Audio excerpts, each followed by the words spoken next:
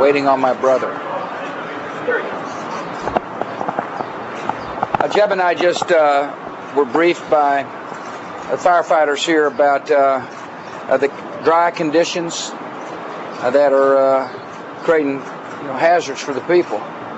And Kelly, I appreciate your briefing. He was in charge of putting out that fire yesterday that consumed 450 acres.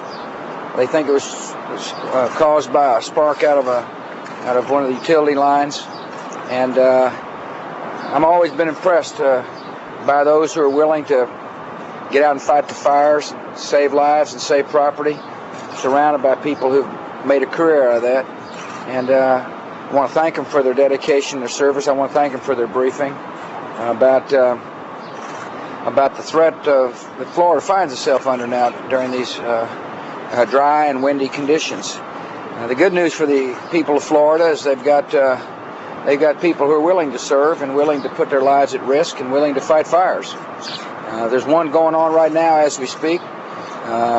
Kelly was briefing us on the equipment and manpower that's in place fighting the fire.